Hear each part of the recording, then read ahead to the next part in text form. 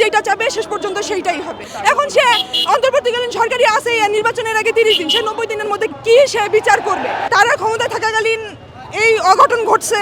ইনসাফের লড়াই তো কখনোই বন্ধ করা সম্ভব না। যতই আমাদেরকে মানুষ দমায় দিতে চাবে, যারা একটা পার্টি তো চায় আমাদেরকে দমায় দিতে, ইনসাফ প্রতিষ্ঠা না হইতে দিতে, তো আমরা তো সেইটা হইতে দিতে পারি না। দেখেন, একজন থেকে দুইজন থেকে শুরু করে এই জায়গায় আজকে হাজার হাজার মানুষ। আপনি দেখেন সিলেট ব্লক, কুষ্টিয়া ব্লক, আপনার বরিশাল ব্লক, তাহলে আপনি মানুষকে কেমনে দমায় রাখতে পারবেন? জুলাইতে যেমন মানুষ গণহারে রাস্তায় নেমে আসছে, আমরা আসলে এক্সপেক্ট করি যে হাদি ভাইয়ের জন্য, ইনসাফের জন্য, ইনসাফ প্রতিষ্ঠার জন্য প্রত্যেকটা মানুষ রাস্তায় দাঁড়ায় আসবে, এবং এটা কোনো দিনই দমায় দেওয়া সম্ভব না। আমরা আছি সব সময়।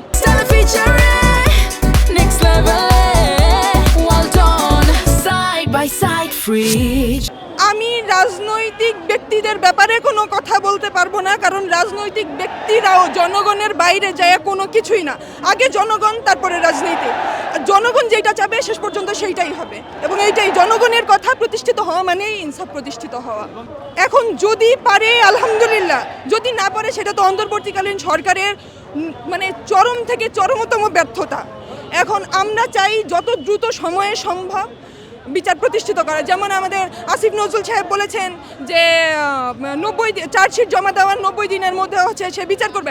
এখন সে অন্তর্বর্তীকালীন সরকারি আছে নির্বাচনের আগে 30 দিন, সে 90 দিনের মধ্যে কি হচ্ছে, কি সে বিচার করবে? তারা ক্ষমতায় থাকাকালীন এই অঘটন ঘটছে, অঘটনই তো বলা যায়। আমাদের ভাই তো আমাদের মধ্যে নাই, তো তারা ক্ষমতায় থাকাকালীনই এর বিচার আমাদের করে দিয়ে যেতে হবে, আর আমরা তাদের কাছে এটাই প্রত্যাশী।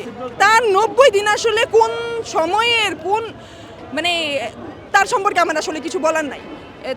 সে ওই জায়গায় কেন বসে আছে? তার উচিত স্যারেন্ডার করা জনগণের কাছে যে আমি পারতেছি না।